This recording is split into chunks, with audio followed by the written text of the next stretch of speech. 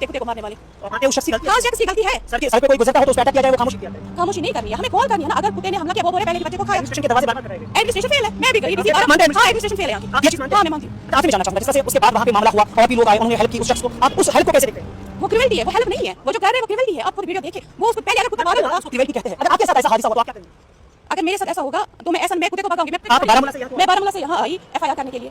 हाँ, अगर आपकी फैमिली के साथ ऐसा इंसिडेंट होता तो आप क्या करते? ये पहले ही बेजुबान है। हम नहीं, मतलब कुत्ते को मारना नहीं है, मारना नहीं है। इनके लिए पहले हमें एबीसी प्रोग्राम करने हैं। जब कुत्ता है वो अपनी एविडेंस नहीं दे सकता है, वो नहीं बोलेगा बेजुबान है, वो नहीं बोलेगा मेरे साथ क्या हुआ। इंसिडेंट के बाद आता है, इंसिडेंट से पहले क्यों नहीं आया? इस बयान को तो पता नहीं है, but in next 5 to 6 minutes में आपको समझा दूंगा एज ए कॉमन सिटीजन, जो ही किसी को डॉग बाइट हो जाए तो आपका नेक्स्ट मूव क्या होना चाहिए। पहले समझते हैं कि डॉग बाइट की वजह से एक इन्फेक्शन हो सकता है, that is rabies infection which is a virus, तो उसकी वजह से neurological problems in the future हो सकता है। इंपॉर्टेंटली इसके जब भी बाइट हो जाए तो घबराने की बिल्कुल भी कोई ज़रूरत नहीं है, क्योंकि इट टेक्स टाइम अगर ये डिजीज़ में प्रोग्रेस हो जाए। सो फर्स्टली आपको क्या करना है, नियर बाय आपको जो प्राइमरी सेकेंडरी और टर्शरी हेल्थ केयर यूनिट है वहाँ पर जाना है, वहाँ पर आपको इसका ट्रीटमेंट लेना है। ट्रीटमेंट आपको मिल जाता है बेस्ड ऑन द कैटेगरी। अगर सिंपली आपको डॉग ने लिक किया है, स्किन पे स्किन इंटैक्ट है, म्यूक्स इंटैक्ट है, तो सिंपली आपको क्या है वहाँ पर वॉश करना है, दैट्स इट। उसके बाद अगर माइनर एब्रेजन्स लग रहे हैं, ब्लीडिंग नहीं हुई है, तो उस केस में आपको वैक्सीन मिलेगा और वॉश मिलेगा। और थर्ड, अगर ब्लीडिंग हुई है, विजिबल ब्लीडिंग है, इसके एक तो वॉश करना है, दूसरा इम्यूनोग्लोबुलिन भी लगेगा और तीसरा वैक्सीन भी लगेगा। सो वॉश कैसे करना है, वॉश 10 to 15 मिनट्स आपको करना है, उस जगह से अच्छे से वॉश करना है, सोप से या पोडिन आयोडीन यूज़ करके उससे वॉश करोगे और रनिंग टैप वाटर के अंदर आपको इसको वॉश करना है, ठीक है। उसके बाद अगर डीप बाइट होगी, ज़्यादा ब्लीडिंग हो रही है, तो इन दैट केस आप यहाँ पर स्विचर करोगे, अदरवाइज ये जो वॉन्ड है ये ओपन रखा जाता है, ठीक है। तीसरा इंपॉर्टेंट जो वैक्सीन और रेबीज इम्यूनोग्लोबुलिन ये ह्यूमन डिराइव्ड भी होता है या इक्विन डिराइव्ड भी होता है। तो क्या है कि ये it shall be given from the day of the vaccination.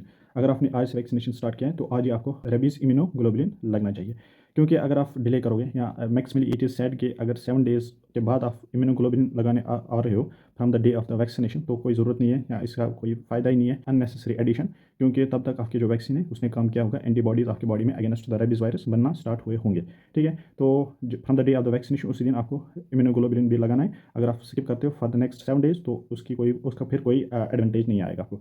तो वैक्सीन आपका क्या काम करता है, लॉन्ग टर्म इफेक्ट देगा। वैक्सीन ऐसा ऐसा आपकी बॉडी को स्टिमुलेट करेगा to make body's own antibodies against the virus, ठीक है। जो इम्यूनोग्लोबुलिन हम देते हैं, इम्यूनोग्लोबुलिन ये शॉर्ट टर्म में इफेक्ट करता है, ये बाहर से भी आपकी antibodies against the virus inject किए जाते हैं, सो दैट जो वायरस है वो खत्म हो जाए और बॉडी इम्यून बन जाए by means of the vaccination, ठीक है। उसका वो काम है।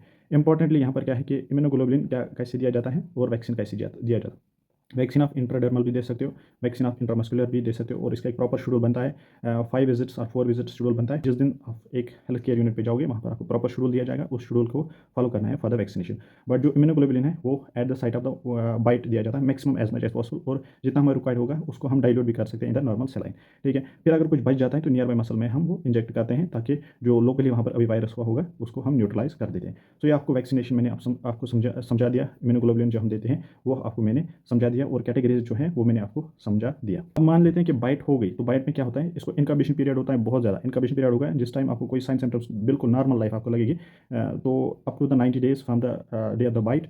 बट अगर ये बाइट आपको नेक में लगी हो, फेस में लगी हो, चेहरे पे लगी हो, या ऐसे किसी इंसान में लगी हो जो इम्यूनो कंप्रोमाइजर हो, जो जिसकी इम्यूनिटी बहुत लो हो, या ऐसे इंसान में जो शॉर्ट स्टैचर्ड इंसान हो, तो उसमें इनकबेशन पीरियड जो ना ये थोड़ा लो हो जाता है, यानी उसको बहुत जल्दी साइन सिम्टम्स आ जाएंगे।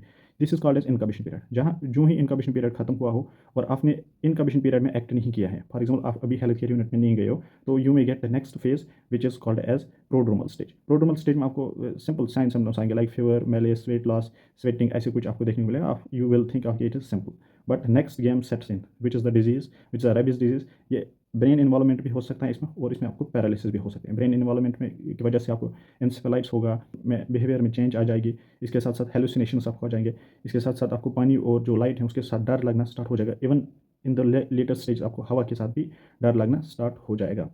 तो eventually when the disease sets in, it is said कि ये फैटल है, क्योंकि इसका कोई डेफिनेटिव ट्रीटमेंट नहीं है। सो जो ही आपको बाइट हो जाएगा, विद इन इनकबेशन पीरियड आपको एक्ट करना है, near by health care institute पे जाना है, वहाँ पर आपको वैक्सीनेशन लेनी है, इम्यूनोग्लोबुलिन लेना है, और proper treatment and proper schedule को फॉलो करना है।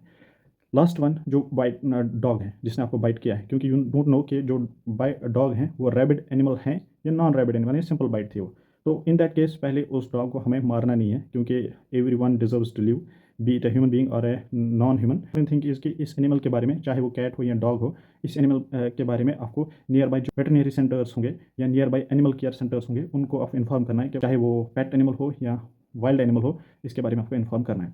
कि इसने बाइट किया है तो इसको नोटिस करो। फिर जो वो अथॉरिटी होगी they will monitor the animal for the next 10 days. अगर 10 डेज में वो डॉग ठीक रहा that means the bite was a non rabid bite. But अगर 10 डेज के अंदर अंदर उस डॉग में चेंजेस आने लगी लाइक बिहेवियरल चेंजेस, ऐसे बार्क करने लगा, ऐसे वेंटर करने लगा, उसकी जो वॉइस है उसमें चेंज यानी जो बार्किंग वॉइस है उसमें चेंज आने लगा, उसके मुंह से बहुत ज़्यादा सलाइवा निकलने लगा, वीक होने लगा, पैरालिसिस जैसे उसमें लगने लगा, या गायब भी हो गया या मर गया, तो दैट मीन्स जो बाइट उस इंसान को लगी थी इस एनिमल की वजह से that was most likely rabid bite.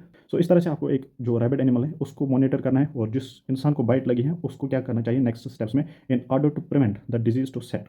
ठीक है, तो दीदी की तरफ ये नहीं कि मैं पहले उसको भगाऊंगी, ये सब नहीं, बाइट हो गई तो हो गई। अगर आप एनिमल को बेटर इसके एनिमल को आइसोलेट कर दो। अगर आइसोलेट नहीं हो पा रहा है क्योंकि एनिमल बहुत ज़्यादा एग्रेसिव है तो killing is the last option to that animal, क्योंकि वो बाकी सारे इंसान को भी अफेक्ट कर सकता है। दिस इज ऑल कि जब आपको एक एनिमल बाइट करेगा रेबीज़ के लिए आपको क्या करना चाहिए और एनिमल के लिए क्या आपके नेक्स्ट स्टेप्स होने चाहिए। Thank you and stay connected with me for next some interesting videos.